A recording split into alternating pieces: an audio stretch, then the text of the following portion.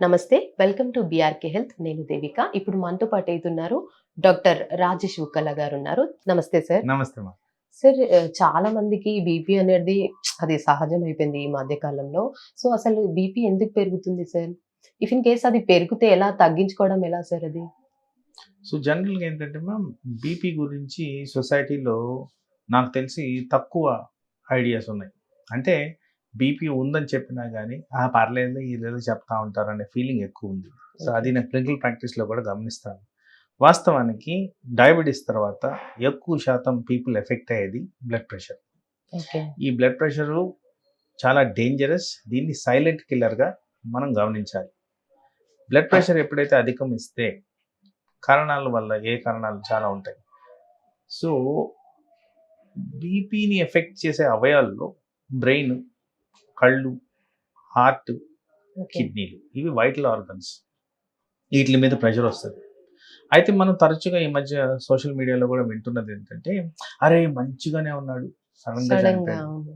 Are మంచిగానే ఉన్నాడు. Young fellow ఎందుకు హార్ట్ అటాక్ వచ్చింది. ఇలాంటివి మాట్లాడుతుంటాం గానీ, వీళ్ళలో ఎక్కువ శాతం గమనించింది బ్లడ్ ప్రెషర్ ద్వారా ఎఫెక్ట్ అయిన అవయాలు. అది బ్రెయిన్ కావచ్చు, హార్ట్ కావచ్చు. వీటి వల్లే మనం ఎక్కువ శాతం వింటూ ఉంటాం. హుహు. అయితే వీటికి మూల కారణం ఏంటంటే, ఈ మధ్య కాలంలో ఈ వెస్టర్నైజేషన్ మోడ్‌కెళ్ళిపోయాం మనం.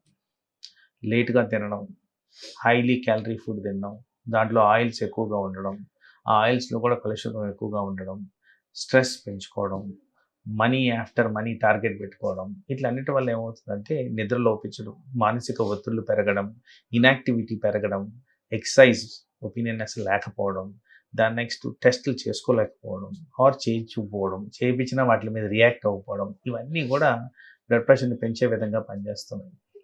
అండ్ ఎప్పుడైతే కెటాస్ట్రాఫిక్‌గా, అంటే కెటాస్ట్రోఫీ అంటే మేజర్ ఈవెంట్స్‌తో హాస్పిటల్ వెళ్తారో అప్పుడు రియలైజ్ అవుతున్నారు. But that is too late. ఎప్పుడైతే డ్యామేజ్ జరుగుద్దో అది రివర్సిబిలిటీ దాటి వెళ్ళిపోయింది. హ్మ్. రివర్సిబిలిటీ ఎప్పుడు ఉంటదంటే, ఎప్పుడైతే అబ్నార్మల్ రికార్డింగ్స్ ఆఫ్ బీపీ వస్తున్నాయో అప్పుడే దాన్ని ఆలోచించి దాన్ని అధిగమించాలి. అయితే అందరికి ఉన్న ఒక అపోహ ఏందంటే, ఒక్కొక్క వయసుకి ఒక్కొక్క బ్లడ్ ప్రెషర్ ఉంటదనే ఒపీనియన్ ఉంది. అలా కాదు. బ్లడ్ ప్రెషర్ అనేది 120, 80 అండ్ బిలో ఉంటేనే నార్మల్. ఓకే. ఇది నార్మల్ కింద కేటగరైజ్ చేయాలి. పర్లేదులే, నా వయసు ఇంతుంది, ఇందుకోసం ఇంతుండొచ్చు అనేది తప్పమ్మా. మాక్సిమం 130/85 దగ్గరే మేము ఆపేస్తాం. 140, 90 కన్సిస్టెంట్‌గా వస్తుందంటే అది blood pressure eligibility for treatment. Okay. So, ఇది మనము నిర్ధారించిన తర్వాత ట్రీట్మెంట్ తీసుకోకపోవడం అనేది ఒక క్రైమ్ అండ్ క్రిమినల్ యాక్టివిటీ. ఎందుకంటే కంపల్సరీ ఆ లెవెల్ ఆఫ్ బ్లడ్ ప్రెషర్‌కి అవయవాల మీద ఒత్తిడి ఉంటుందని సైంటిఫిక్ రుజువులు ఉన్నాయి కాబట్టి, దానికి మెడిసిన్ వాడాల్సిన అవసరం అయితే ఉంది. ఆ మెడిసిన్ కూడా డాక్టర్ చెప్పే వరకు ఆయన సలహాలు, సూచనలు పాటిస్తూ వాడడం అనేది గమనించుకోవాలండి. అయితే ఇందాకన్నట్టు బ్లడ్ ప్రెషర్‌కి కారణాలు చాలా ఉంటాయన్నప్పుడు, ఈ బ్లడ్ ప్రెషర్ కారణాలు గమనించుకుంటే డయాబెటిస్ ఒకటి, హై కొలెస్ట్రాల్ ఒకటి, ఓకే. మానసిక ఒత్తిడి ఒకటి, ఇనాక్టివిటీ ఇంకోటి, ఊబకాయం ఒకటి. ఈ మధ్య కాలంలో హెల్త్ రిలేటెడ్‌గా అబ్స్ట్రక్టివ్ స్లీప్ యాప్నియా అంటాం. ఊబకాయం ద్వారా వచ్చే శ్వాసకు సంబంధించిన వ్యాధి. అది.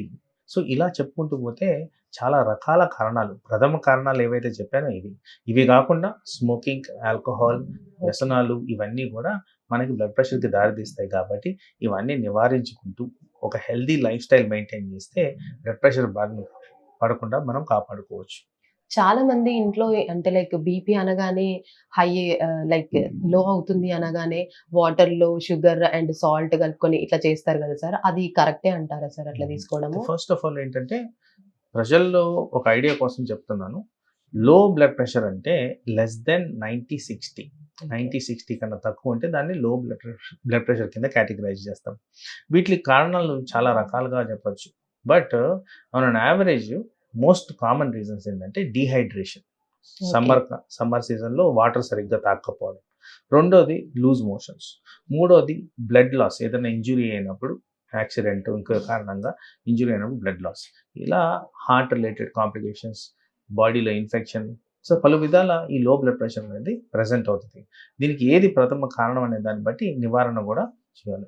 బట్ మీరు అడిగిన ప్రశ్నకి ఇన్ జనరల్ లో బీపీ ఉన్నప్పుడు ఏం చేయాలి అంటే, ఫస్ట్ చెక్ చేసుకోవాలి. ఎందుకంటే బ్లడ్ ప్రెషర్ మెషిన్స్ చాలా ఈజీలీ అవైలబుల్ ఉన్నాయి.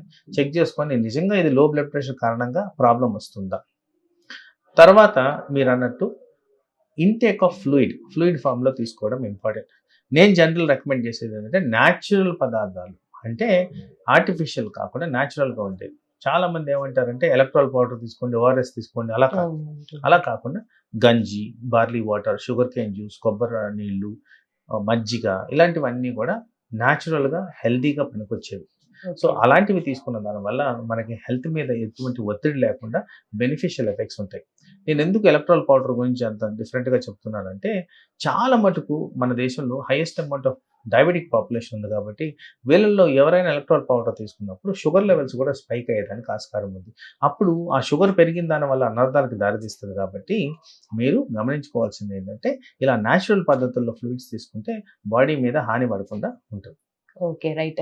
అంటే ఈ బీపీ అనేది అంటే మీ దగ్గరికి వచ్చే పేషెంట్స్‌లో కానీ నార్మల్‌గా కూడా ఏ ఏజ్ నుంచి స్టార్ట్ అవుతుంది సార్ అసలు?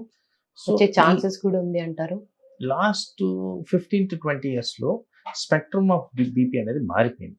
ఓకే. ఇదివరకు ఎక్కువ శాతం బీపీ అనంగానే 50 సంవత్సరాలు పైబడిన వాళ్ళని ఎక్కువగా గమనించేవాళ్ళం. అవును. అలా కాకుండా ఇప్పుడు యంగ్‌స్టర్స్‌లో ఎక్కువగా వస్తుంది.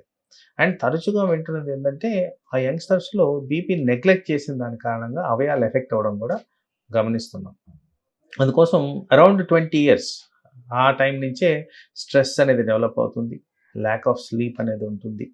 కొద్దిగా అలవాట్లు కూడా ఈ మధ్య కాలంలో ఉంటున్నాయి కాబట్టి ఆ కారణంగా కూడా బీపీ అనేది పెరుగుతూ వస్తుంది. సో ఆ ఏజ్ నుంచే మనం గమనించుకోవాల్సిన అవసరం ఉంది. ఎవరికైతే రిస్క్ ఫ్యాక్టర్స్ ఉన్నాయో, రిస్క్ ఫ్యాక్టర్స్ అనగా ఫ్యామిలీ పరంగా బ్లడ్ ప్రెషర్‌కి సంబంధించిన సమస్యలు ఉన్నాయో, ఫ్యామిలీ పరంగా ఈ ఊబకాయానికి సంబంధించిన సమస్యలు ఉన్నాయో, అలాగే కొలెస్ట్రాల్‌కి సంబంధించి ఉన్నాయో, ఓకే. మేల్ పర్సన్స్‌లో ఎక్కువగా ఉంటది. అలవాట్లు పర్టిక్యులర్‌గా ఆల్కహాల్, స్మోకింగ్, ఈ రెండిటితో కూడా బీపీ పెరుగుద్ది. ఇలాంటివి ఏమన్నా ఉన్నాయా? సో వీళ్ళని at risk or high risk population కింద కేటగరైజ్ చేస్తారు. అలాంటివి ఉన్నవాళ్ళు మీరు యంగర్ ఏజ్ గ్రూపుల్లోనే ఈ స్క్రీనింగ్ అనేది మొదలుపెట్టాలి. As a okay. General physician నేను చెప్పేది ఏంటంటే అరౌండ్ 20 ఇయర్స్ ఎవరికన్నా ఫ్యామిలీలో క్లోజ్ రిలేటివ్స్‌లో అంటే ఫాదర్, మదర్, మేనమామలకు ఎవరైనా ఉంటే కంపల్సరీ స్క్రీనింగ్ చేసుకొని చెక్ చేసుకోవడం అనేది ఇంపార్టెంట్. చెక్ చేసిన తర్వాత ఎక్కువ శాతం మేము క్లినికల్ ప్రాక్టీస్‌లో గమనించేదంటే దాన్ని నెగ్లెక్ట్ చేయడం. అలా చేయొద్దు. వాటిని అటెన్షన్ పే చేయండి. అవసరమైనప్పుడు సెకండ్ ఒపీనియన్‌కైనా వెళ్ళండి. తీసుకున్న తర్వాత వాళ్ళిచ్చిన అడ్వైస్ మాత్రం కంపల్సరీ ఫాలో అవ్వండి. సో, ఫైనల్‌గా అంటే బీపీ పేషెంట్స్‌కి ఎక్కువున్నా, తక్కువున్నా గాని అట్లాంటి వాళ్ళకి మీరిచ్చే ఫుడ్ ఎలాంటిది తీసుకుంటే బెస్ట్ అంటారు sir? So first and foremost ఏంటంటే ఒక హెల్తీ లైఫ్ స్టైల్ లివింగ్‌లో చాలా ఇంపార్టెంట్. ఆ హెల్తీ లైఫ్ స్టైల్‌లో ఇంపార్టెంట్ థింగ్ ఏంటంటే మనం చేయాల్సింది ప్రాపర్‌గా నిద్రపోవడం, ఓకే. ప్రాపర్‌గా ఎక్సర్సైజ్ చేయడం, ప్రాపర్‌గా మనము తీసుకోవాల్సిన పద్ధతుల్లో అమౌంట్స్ ఆఫ్ ఫుడ్ తీసుకోవడం అండ్ అటెన్షన్ టు డీటెయిల్ లాగా ఇన్వెస్టిగేషన్స్ చేసుకోవడం. ఇవి చేస్తే మీకు జనరల్‌గా బీపీ అనేది కంట్రోల్‌లో ఉంటది. రైట్. ఓకే. సో, చూసారు కదండీ! బీపీ ఎక్కువ ఉన్నవాళ్ళు అది తగ్గించుకోవడానికి ఎలాంటి ఫుడ్ తీసుకోవాలి, ఎట్లా ఏంటి అని జెప్పేసి, ఏ ఏజ్ వాళ్ళకైతే వస్తుందో అవన్నీ కూడా సార్ అయితే చాలా చక్కగా క్లియర్‌గా చెప్పారు. Thank you so much. నమస్తే.